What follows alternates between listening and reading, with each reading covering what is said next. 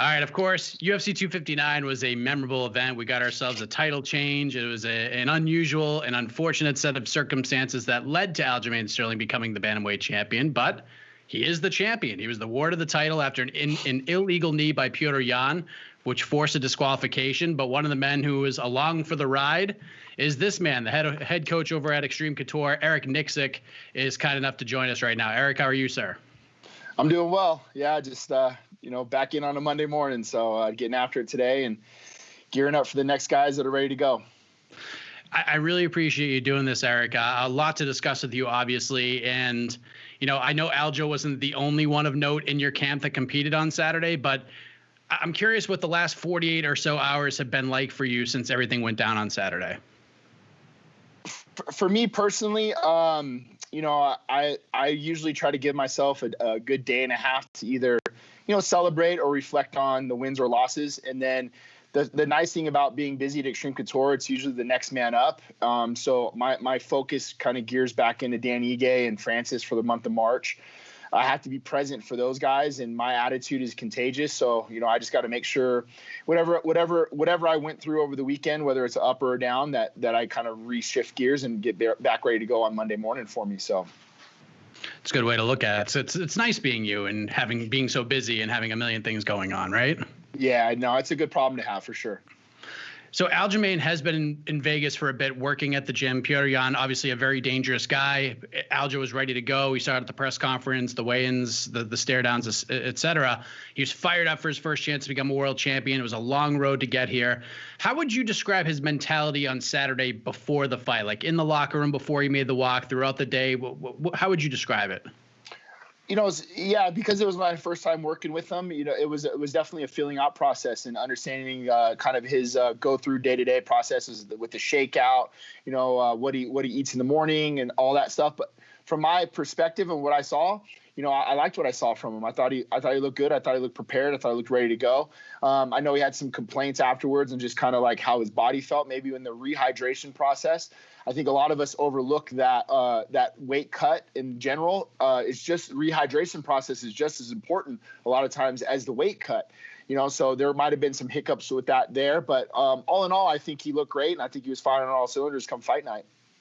The fight itself was really interesting. Like this was like the people's main event for me. I could not wait to see these two get into that cage and fight. The pace was just unbelievable between these two guys, and it seemed like fatigue was kicking in. And I mean, how could it not after the pace these guys put on? But after 3 rounds, watching this all play out, 2 judges had scored it for Yan, 1 had scored it for Aljo.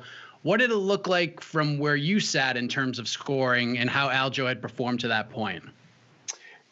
Great question. And I felt like I would have given 2-1 to Yan as well. But I thought round 1 was close, and I thought it was going to kind of be depicted on what the judges felt that was a knockdown, or whether he got knocked down, but the gravity of it wasn't as bad, and how much did they carry the striking over that the volume of Aljamain all in round 1.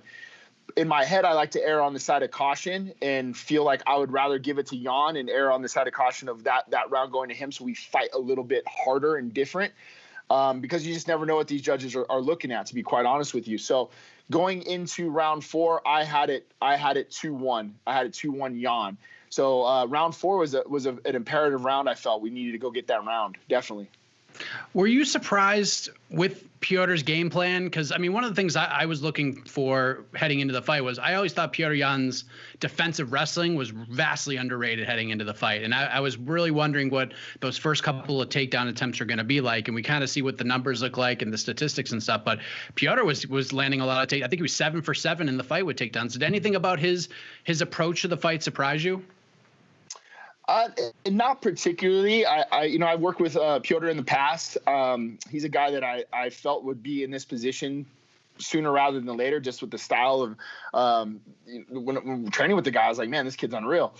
So no, nothing really surprised me from him. I did think the reshot from Aljamain would have been something that I thought would have been a better entrance for us. Maybe create a scramble and in that transition, try to catch like a reshot or maybe even a snap down or something to kind of climb up on him a little bit.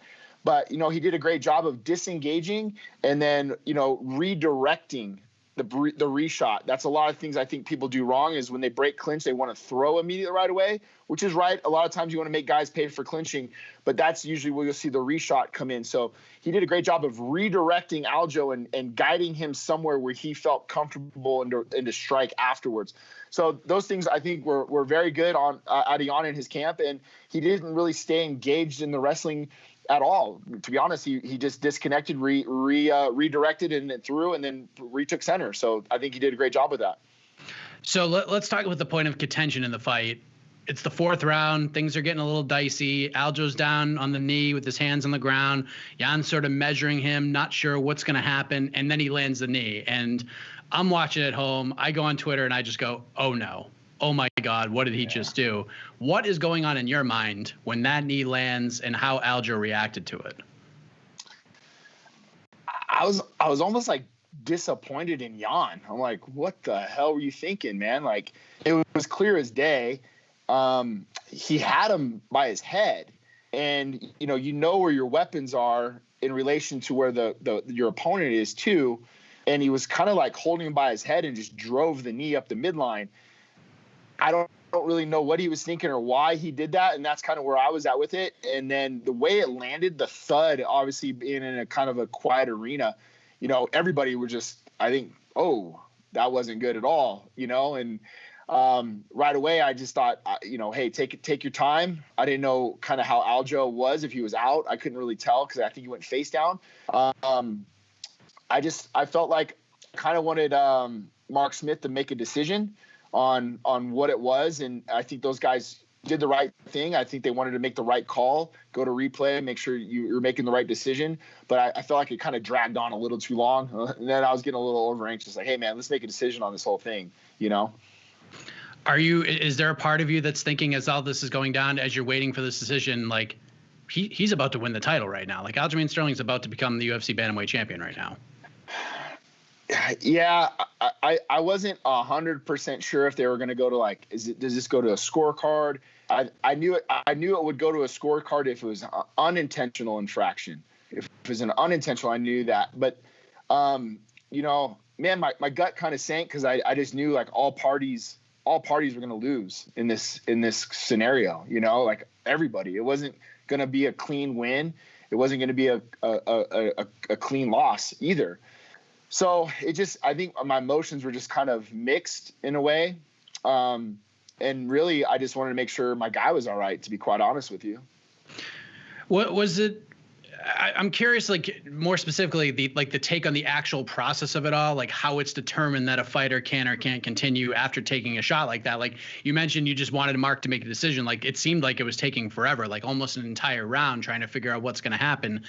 And you obviously saw the knee, you saw what it led to with Aljo being the champion. Like, what are your thoughts like on the process overall? Like as it's written, would you make any changes to it, especially after what you saw on Saturday? I think you take the onus off the fighter with that type of infraction, just because, it makes it eliminates a lot of this backlash that Aljamain gets. We saw it was an infraction. We all knew it was an infraction. The best way that I can kind of describe it is like in football, if you feel like it was a fumble on the field, call it a fumble and then go back to replay. And then if it wasn't, then you can go back and say, it's not a fumble. We're going to go back from this position here, right? Or we'll restart. It was very clear. We heard Mark Smith say, hey, he's grounded. He drove the knee. It was an illegal knee. I think at that point, you just take the onus off the fighter. I think the process was correct in a sense where you definitely want to give the guy time and see if he can recoup. But once the doctor comes in, I think that there should be no back and forth with the ref and the doctor. It should be, hey, he took an illegal knee, go assess him and let the doctor decide if he can continue to fight, and not say he's going to get DQ'd. That shouldn't be up to the doctor if there's a DQ or not. Right. So I think you just try to stay as mum as you can on the situation, say what the infraction is. Can he continue or not? Assess him and then make your decision and be swift with it, But, I just felt like it kind of got put on Aljo's shoulders. Like, can you continue? Can you fight? At that moment, I looked over at Ray Ray being the head coach, and I just said my opinion. I said, Ray, I don't know what they're going to call here or what they're going to make of this, but I don't think we let him continue. And Ray agreed. Ray said, I don't think we do either. I think if that's the case, and I think we pull him. You know, we don't want to see any more injury to our guy if this is the case. So, you know, and I've never seen I've seen 2-point infractions. And I think that would have been a 2-point infraction. So had that been, I think it would have been. You know, Aljo would have been up around going into 5, and then the way Yan was pushing, you know, Yan could have won that 5th round, and it would have been a majority draw, and then the belt would have stayed with Yan. All those things, I think, are something you never process in the middle of the heat of battle. Really, it was just like, hey, let's make a decision on this, and let's figure this out, and let's move on. Yeah, because the doctor came in once before, then the doctor left, and then the doctor comes back in, and I'm like, this is crazy. Like, once a doctor's in, like, there should be automatically be a decision levied at that point. Like, once a doctor leaves the octagon, like, we should know what's happening, right? Agreed. I just felt like the operating procedures were just kind of like, hey, you guys all know what the right answer is. Everybody in the world saw it. Let's make a swift decision with it and be done. Go check the replay, and once replay says the knee was down, that's it. It was a DQ, and let's just move on from it. But I felt like just with it being dragged out, made it feel like it was kind of like, oh, Aljo, can you continue? And do you want to fight? And all this other stuff, man. That was one of the most egregious knees I've seen, next to Boston Salmon's knee, you know? And it was unfortunate. No one wanted that to happen in that way. No one wanted the title to exchange hands in that way. But the rules are the rules, and that's what it states. And unfortunately, that's the way it is. And you know, they're gonna have to run it back, and we'll have to be ready for the next one. That's an interesting way of kind of looking at the heat being in Aljo's shoulders because of kind of being put in that position. I didn't even really think about it that way. I thought one of the things that kind of hurt him overall was, and it's not his fault, was him doing the post-fight interview with Joe Rogan. I was surprised that it even went down because, I mean, you got Aljo, and it's not like he was walking back on his own and all that stuff. Like, he was kind of being like shown the way, and he's sat down in the chair and gets headphones put on his head, and he's answering questions right there and then. Are you thinking, like, why is he doing this interview right now? So he's over my shoulder. Right. I have him. I'm walking him down the steps, and then Heidi asked, "Can he do a post-fight interview?" And I said no. I said he's not doing a post-fight interview. And then I don't know who, maybe it was Aljo. I don't remember who, but somebody said no. Like I think he can do it, or maybe he said he could. I don't know. It was just kind of like everybody was talking, but I know they asked if he could do a post-fight interview, and I said no. This kid's not doing it. Let's get him on the gurney and get him the hell out of here. You know, and so I think the perception that might have hurt him in the long run was, oh, you got dropped and now you're doing a post-fight interview. I can't gauge where he's at conscious-wise, you know, and maybe he doesn't know any of that being said back and forth. But I definitely understand that perception didn't look great. You know, you're able to now go sit down and talk, but that's something you would have to ask Aljo. I said no. You shouldn't do a post-fight interview. Fair enough. I saw a clip earlier today of Ray Longo saying that he's gotten more hate in the last 48 hours than he's gotten in his entire career because of this. And I'm with him on this. Like, he doesn't make the rules. You didn't make the rules. Aljo didn't make the rules, but the rules are there. Clear as day. Yan broke it. He paid the penalty for it. But the brunt of the negativity for some reason is on Aljo because, you know, there's pictures of him with the belt. His teammates and friends are posting photos asking him to call himself the champion, even though he hesitates to do so, and other ridiculous things of that nature. What has it been like for you? Like, have you been getting heat as well? No, and if I do, I don't even acknowledge it, to be quite honest with you. Like, there are very smart people that I like their opinion on things, and I like their perspective. But for the most part, like, you know, some stuff here and there, but nothing that's going to rattle my feathers at all, and nothing that I really care about, to be quite honest. I told Aljo on the way home from the hospital, I drove him home. I said, look, man, it's probably going to be 50-50 on the internet. And I don't think there's much things that you need to say. And I advised him to stay off of social media for 2 days. I said, I wouldn't say anything or do anything. I would just chill out. But in his defense, he had a lot of family and friends that came to be here to celebrate or to support in any way that they could. We got home about 1 o'clock in the morning, and he had a house full of people there. that wanted to celebrate with him. I advised him not to drink anything because they did give him morphine. They were worried about with the concussion and the headache that he was having. So I was like, hey, man, I wouldn't drink anything or I wouldn't take anything. I'll try to stay up as long as I can without falling asleep and just enjoy the rest of your night. And I hung out with him for about 20, 30 minutes and I went home. So the rest of the stuff, you know, I think it's kind of up to him on the perception that you want to lead. But at the end of the day, you know, the rules are the rules. He did win the belt. He wants to celebrate. He did put years of work in. He should be happy. He should be happy for that moment. And business wise, it is a good move for him. You know, now he's a champion. He gets to defend the belt as a champion with championship pay. So all in all, you know, he should have a moment to celebrate and relax. He put in a long camp. He put in a long road to get here. And, you know, by these circumstances, the belt's wrapped around him. And, you know, you should have a little bit of celebration, I would say. As a coach, kind of seeing Yan and Aljo in there for 19 or so minutes and now knowing they're going to run it back again, I'm sure you're excited to kind of like put the pieces of the puzzle together after seeing what happens when those two elements sort of collide. But as a fight fan too, man, this rematch should be a lot of fun, right? I mean, I can't wait for it. Big time. And it was a barn burner, you know, and we weren't getting skunked. It was, you know, obviously one judge had it, us winning. I had it 2-1 Yan. So it was a close fight. And I think Yan was beginning to take over. I think there's a lot of really good things that we showed, but I think there's a lot of things aesthetically that we need to do better. You know, we don't need to do certain things that, you know, I have a whole laundry list of notes that I took, and I waited for him to get out of the hospital before I started dropping the stuff on him. But yeah, there's definitely areas of improvement that I think, and also understanding the pace you need to set for a 5-round fight and know that we want to be able to withstand and be there for 4 and 5 and still have that same output. So the night began with Trevin Jones, who got a big win to kick things off. And you've been around the sport for a while. Like you see these fighters sort of like develop these sort of legendary nicknames. Like we see C-level Kane and bald Brian Ortega and 5th round Robbie Lawler. But I think 2nd round Trevin Jones is making his way up the ranks in terms of like scary cats in MMA right now. That was some performance against a really good fighter, Mario Bautista.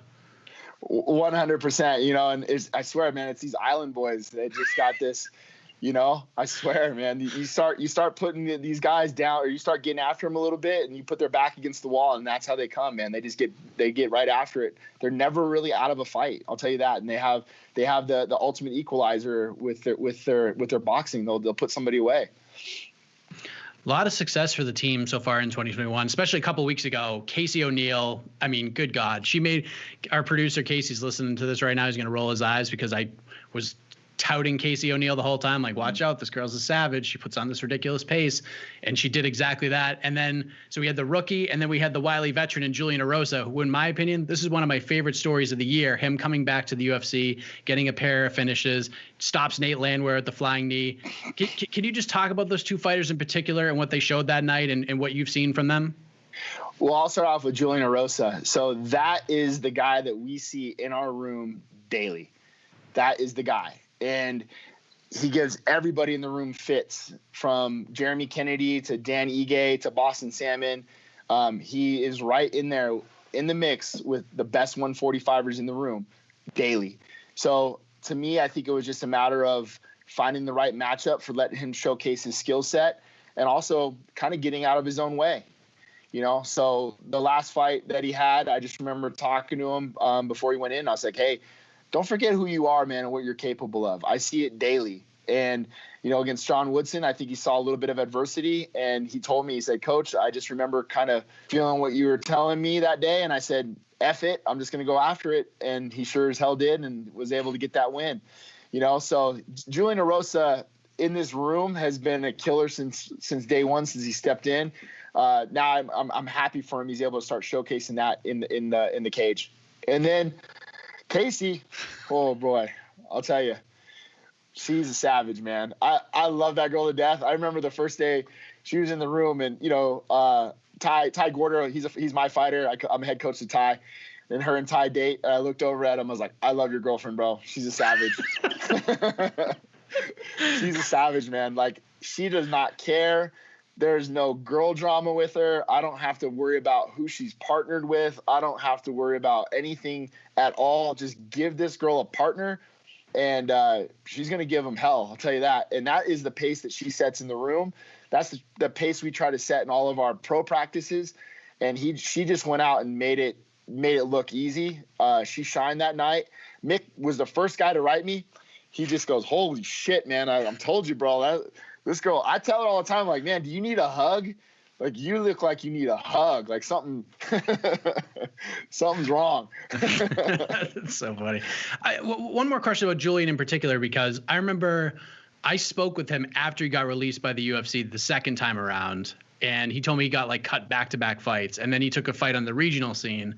And I remember that conversation like so vividly. It's one that like sticks out to me amongst like the thousands of interviews I've done over the years about like how he's still on the UFC's radar. And he's like, I know it's going to sound crazy if I say this, but like if I get one more shot, I'm going to make the most of it. And one thing he told me last week when I spoke with him was that when he stepped into the octagon with Nate Landwehr, before the fight even started, well, the ring announcer is introducing the fighters, he looked across the cage and he saw something in Nate that boosted his confidence. He saw that there was something up with Nate. He looked a little nervous. He didn't look like himself. And like Julian could read that right away. It was like radar zooming in. Is that something you've noticed from him from like a mental perspective? Like the mental is starting to catch up with the physical, so to speak? 100%. And he had this moment, I think, kind of during the pandemic, when I remember like he just sold out on everything. He didn't make he never really made excuses by any means, but he just sold out on everything. And I swear, Mike, this guy rode his bike. It was like a 30-mile round trip to be at certain practices, because he didn't have access to a car. He was doing all the things that like you just hope and cheer for a guy like that. He was just like this Rocky story, He didn't want to give up on his dreams. He didn't want to believe what other people were saying.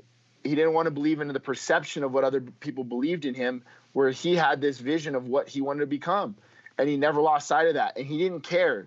He didn't tell himself, "Oh man, it's 110 degrees outside here in Vegas and I got to ride my bike 30 miles, 15 each way." He never let that and he was at practice on time, So just all the things that he was doing, we call it crumbs. He never left any crumbs behind in his camp. He picked up every crumb and left nothing behind. And I think those are the results now that you see in the cage by him. It's a great story. Like I said, it's one of my favorite stories of the year so far. Danny Ige back, like you said, this weekend, he's fighting Gavin Tucker. He's about to become a dad. And I know full well how much fatherhood changes people and motivates people, but does he seem any different? Like, is there any more motivation now that it's knocking on the door that he's going to be a dad in like a matter of days or a couple of weeks here? 100%. And, we were actually laughing today. We were trying to count how many fights we've had together. I was like, is this 13? Or I don't even remember how many fights we've had on the regional scene. Like, what fight is this, Dan? He's like, I don't know, man. He is dialed in. But you're absolutely right. He has this understanding of what he's fighting for now, right? Like he's fighting for more now. And he has this relentless passion about his family, his career. He feels different. We know Gavin well. I think Gavin Tucker is a great 145er. He's a guy that I've actually worked with a lot in the past, and we've gone back and forth about him coming out and training with us. So, he's a guy that we know that is going to bring it come Saturday. But to be quite fair, man, I haven't seen a focused Danny Ige the same way that I've ever seen him in his career, man. This guy is on point and ready to go. Of course, you mentioned Francis Ngannou. He finally gets his second chance at the heavyweight title, second chance at Stipe Miocic. I was actually in Boston covering their first fight, and it was just edge of your seat stuff, especially in that first round, just crazy to watch. And I'm curious to get your take on this, because one thing I've heard sort of on this rise back to the title for Francis is, yeah, he's so powerful. He's knocking guys out the way he did before the first Stipe fight. Has he really gotten any better? And you've spent a lot of time with him. And after 3 years, of course, you're going to get better in some way. But I guess like from the time he walked into Xtreme Couture to where he is now, what would you say is the biggest improvement he's made? He's given in on the things that I think that he would say he wasn't good at, but it just wasn't. It was some things he just didn't want to really focus and work on. I think he just liked to to knock people out and didn't really understand that we had to expand that game because that's how we're going to get exposed. And I know it's hard. I know it's tough. The nice thing as a coach is when a guy, you're able to sit them down and they're able to admit that on their own. We all know what you need to work on, but I just simply posed a question. I was like, hey man, what do you want to accomplish in this sport? Like, what do you want to do? How do you want to be remembered? And, he just kind of said, man, I know I need to get better in these areas. And the exact analogy that I gave him, I said, hey, if I asked you what's your boogeyman? What are you afraid of? And he's like, man, my cardio, my wrestling. So I said to him, well, what happens if you make boogeyman your biggest ally? And he kind of smiled and he said, I'm the baddest man on the planet. And I said, well, why don't we go make that boogeyman, go look that boogeyman in the eye and go make him our biggest ally? We're going to have to give in to some of this stuff. We're going to have to hate training sometimes. But when you get new tools and you add new elements to your game and you start to become more comfortable in the areas that you don't feel like you're comfortable in, you're going to be a scary dude, man. So he bought into it. I can talk to him blue in the face, and I understand that we have to prove it. Fortunately for us, he hasn't had to. He's put people to sleep his last 4 fights, so it's a good problem to have. But I understand the criticism at times as well that, until you prove it that you're capable of doing it, we're going to get overlooked in that regard. But if he touches people, they go to sleep. He has that going for him. So yeah, it's always a good thing to have. And I might have to steal the boogeyman is your ally thing with my 7-year-old. I'll trademark you, of course. I'll give you all the credit, but that's genius, man. I got chills thinking about that. You're the man, Eric. I appreciate it. Oh, by the way, I'm actually going to be speaking with a bunch of the New England Cartel guys tomorrow. They're taking a road trip to Philly. Of course, the relationship between yourself and Tyson Chartier since the Ige Cater fight, it's like you're like Larry and Balky from Perfect Strangers back in the day. It's a tremendous thing to watch and develop over. Any message you want me to pass on to your guy Tyson? Well, we were co-coaches of the year by MMA Junkie, but we don't talk about them. anytime that we talk about coach of the year, if he writes it or if I write it, one of us will usually chime in with a little asterisk. But to be honest with you, Tyson and I have been good friends for a long time, well before the Ige Calvin fight. He's a guy that I see a lot on the road. We share a lot of common interests. We bounce a lot of ideas off of one another. I probably talk to Tyson once a week just to stay up with him. I consider him a good friend, and I consider him one of the best in the game. So there's areas I think I always look forward to improve. I lean heavily on him and guys like Henry Hooft and Trevor Whitman.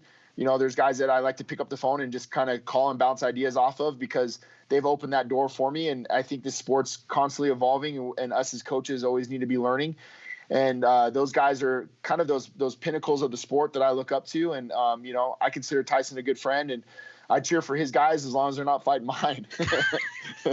I'm sure you were watching the Max Holloway Calvin Kattar fight, and it was just wild. And, seeing Kattar just kind of take the punishment he took and Tyson sort of taking a beating for it. I spoke with him not long after that.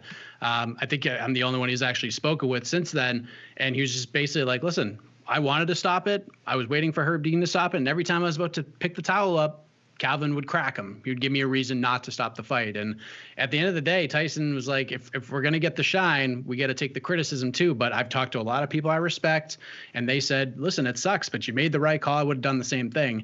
What did you think watching that and, kind of seeing Kattar? Because Kattar looked fine. Like he took a lot of punishment, but even in the corner heading into the 5th round, he stands up, he starts bouncing around. Max Holloway was like, I was just like, oh man, we're in for a fight. Like, what did you think of that whole thing? I was out there with him. I was in Abu Dhabi, and I was the first person he wrote. He just said, hey, would you have stopped it? And I said, no, I wouldn't. I wouldn't have. I think he did the right thing. It's tough to say. And I say that because I think you have to understand your fighter. You have to know what he's capable of. And I agree with your assessment as well. Like every time I kind of thought like, oh, maybe I'd stop this fight. He would come back and crack him. He would come back and do something.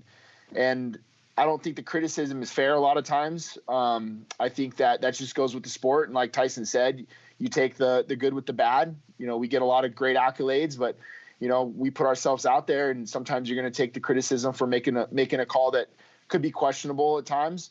But me personally, I think if I was in Tyson's shoes and I had a guy like Calvin Kattar, I think I would have let him keep fighting, to be quite honest with you. He's a madman, that Kattar. Tough as nails. He is, man. You know that. Boston strong, man. Absolutely. Eric, you're the man. I really do appreciate the time, your insight on all this stuff. I could talk to you for another hour about MMA and everything going on, but it means a lot. Thank you again. All the best to you and Dan and the rest of the team this weekend, man. My pleasure, brother. Anytime, man. I love talking with you guys, so thanks for having me on. Oh, by the way, can you show us the creepy Randy thing? Oh, here it goes. Hold on. Let me see. This is unbelievable. Look at this little creep. Hold on. Where's he at? Oh, there he is. Let me get out of the way. There he is. What a creep. He just sits there the whole time watching me, judging. Look at him judging. What are you looking at, Randy? God, what a creep. I don't know if I like what you said there, Eric. Always judging. Look at him. Look at him there. That's his real hair, ladies and gentlemen. We plucked it and stuck it in that thing. That's unbelievable. Oh, man. Thank you. Thank you, sir. I appreciate it, man. No problem, brother. No, we got to do that. Absolutely. Thank you, sir.